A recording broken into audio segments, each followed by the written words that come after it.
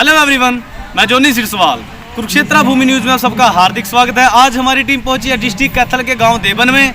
यहां के मौजूदा सरपंच राजेंद्र फौजी जी हैं। तो भाई आज हम पूरे गांव का दौरा करके देखेंगे कि इस गांव में कितना विकास हुआ है, क्योंकि माना जाता है कि पूरे हरियाणा में सबसे ज़्यादा जो विकास हुआ है गाँव देवन में हुआ है। और जहाँ के मौजूदा सरपंच राजेंद्र फौजी जी हैं, तो भाई ये जानते हैं कि इन्होंने अपनी लाइफ का जो बहुत सारा टाइम हरियाणा सरकार को, अपने इंडिया को दिया है, पूरे भारत को अपनी ज़िंदगी का जो बहुत सारा कीमती समय था वो भी इन्होंने अपने देश के योगदान में दिया है।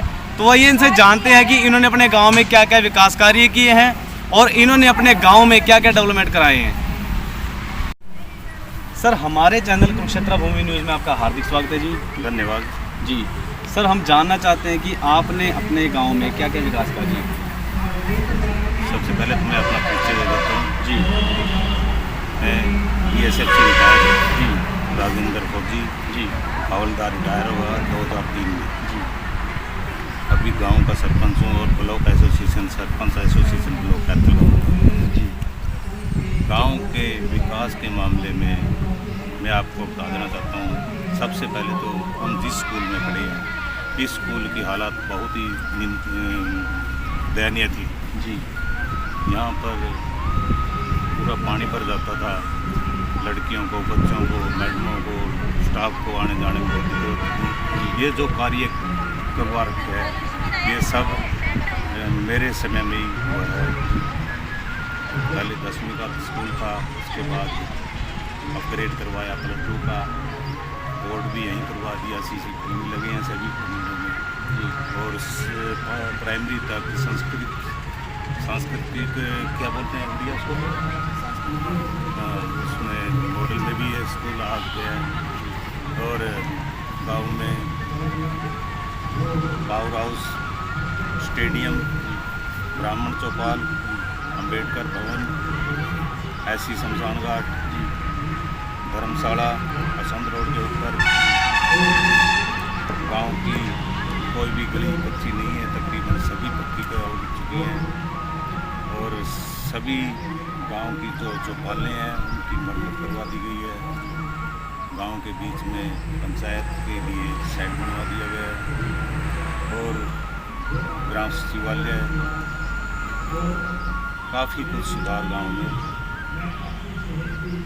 गवर्नमेंट की मदद से, गांव वालों के सहयोग से और सभी पंचों के सहयोग से हमने कोशिश की है गांव में ज़्यादा से ज़्यादा विकास कार्य करना। सर, सबसे पहले हम जानना चाहते हैं कि आपका पॉलिटिक्स में आने का मेन उद्देश्य क्या है। देखिए, पहले मैं BSF में सर्विस करता था और जब इंदिरा गांधी की हत्या की गई थी तो उस वक्त फोर्सों से सुरक्षा के लिए जवान बुलाए गए थे, जिसमें मेरे को भी मौका मिला दिल्ली पुलिस में उन डेपुटेशन जाने का। और श्री PV नरसिम्हा राव जो पूर्व हमारे प्रधानमंत्री हैं, उस वक्त वो मानव संसाधन और विकास मंत्री थे। मेरे को सौभाग्य प्राप्त हुआ उनका गनमैन रहने का, PSO रहने का सौभाग्य। 3 साल उनके साथ में PSO ड्यूटी की। और जस्टिस BC रे, उनके साथ जज सुप्रीम कोर्ट ऑफ इंडिया, उनके साथ भी मेरे को गनमैन रहने का मौका मिला। मैंने काफ़ी नज़दीक से दुनिया को देखा है। और उसके बाद जब मैं बाई कास्ट चमार हूँ और मुझे गर्व है ये कहने में कि मैं चमार हूँ, अपनी जाति के ऊपर मुझे गर्व है। बाबा साहब की देन है जो मैं आज सरपंच बने और रिजर्वेशन में आने के बाद में, और मेरे को गाँव की सेवा करने का मौका।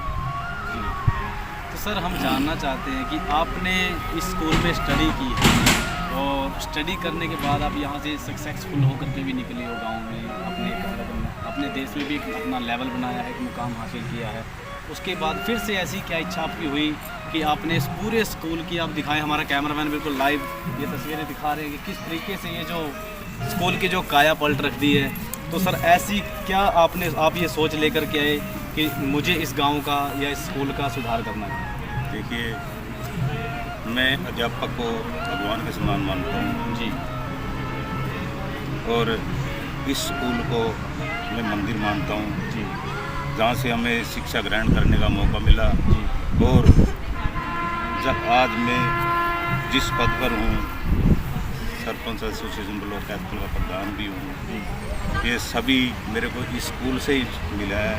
अगर मैं यहाँ नहीं पढ़ता, अनपढ़ रह जाता, तो मैं ना सरपंच बनता, ना BSF में देश की सेवा कर पाता, और ना ही मंत्रियों के साथ गनमैन करने का मौका मिलता। इसलिए मेरी सबसे दिली ख्वाहिश यही थी कि मैं ज़्यादा से ज़्यादा स्कूल के ऊपर ध्यान दूँ, क्योंकि यहाँ से बच्चे पढ़ लिख कर यहीं से सब कुछ जज, IPS, IAS यहीं से निकलते हैं। और ये मास्टरों की, अध्यापकों की, प्रोफेसर, प्रिंसिपल सब इनकी ही देन है, जो कि माँ बाप से ज़्यादा बच्चे को सहारा यही देते हैं। कहते हैं कि बाबा साहेब तुमने किया निछावर, सब कुछ अपना घर परिवार, सच कहूँ तो देव पुत्र तुम, इंसान रूप में थे अवतार।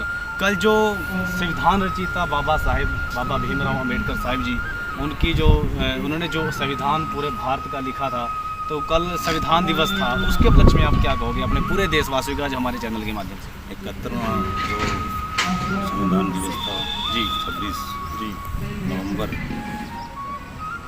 बाबा साहब ने पूरे स्टाफ के साथ, अपने पूरे सदस्यों के साथ मिलकर जो संविधान की रचना की है, उसमें मैं कि SC ST का, बल्कि पूरे समाज का, बाबा साहब ने किसी एक वर्ग की तरफ नहीं इशारा किया, पूरे समाज का समानता लाने की उन्होंने कोशिश की है।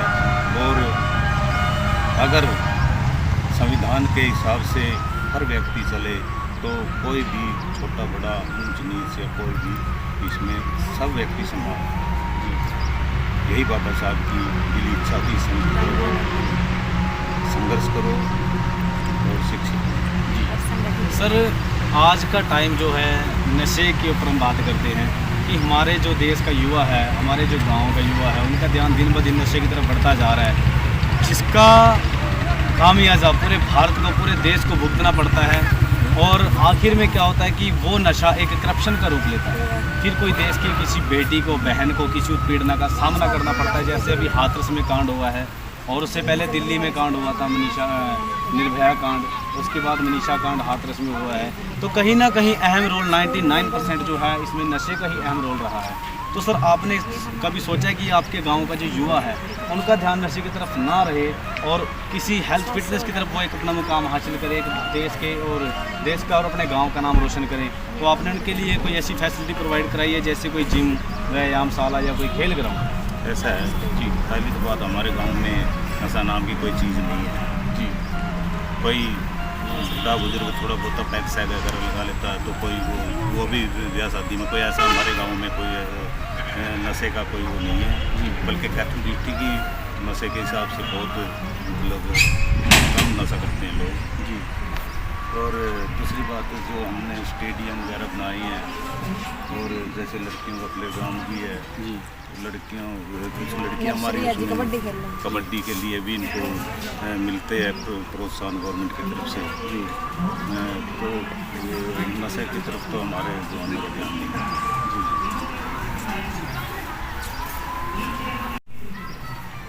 खेल के मामले में भी यहाँ के जो सरपंच हैं, वो अपने गांव के बच्चों का इतना मनोबल बढ़ाते हैं कि हर साल उनको सम्मानित करते हैं। तो आइए, यहाँ पे हमारे साथ कबड्डी के कुछ प्लेयर खड़े हैं, तो इनसे बातचीत करते हैं कि इनको क्या क्या फैसिलिटी यहाँ से प्रोवाइड कराई जाती है। नमस्कार मैडम। मेरा नाम राशि है, मैं इसी स्कूल में पढ़ती हूँ, यहीं पर खेलती हूँ मैं। अच्छा से हमारे सरपंच साहब और खेलों में जीत के आए थे उत्तराखंड, वहाँ से आगे ट्रैक सूट भी दिए गए थे। और यहाँ पर नर्सरी भी है कबड्डी की, जो कोच आते हैं वो शाम को प्रैक्टिस कराते हैं, सुबह भी कराते हैं। हमारे स्कूल में बहुत कराया गया, खेल के बारे में भी बहुत ज़्यादा बताते थे जी। तो ये थी आज हमारे साथ गाँव देबन से राजेंद्र फौजी जी। तो बने रहिए कुरुक्षेत्र भूमि न्यूज़ के साथ। मैं यानी जोनी सिरसवाल, फिर से मुलाकात होगी, तब तक के लिए जय हिंद, जय भारत।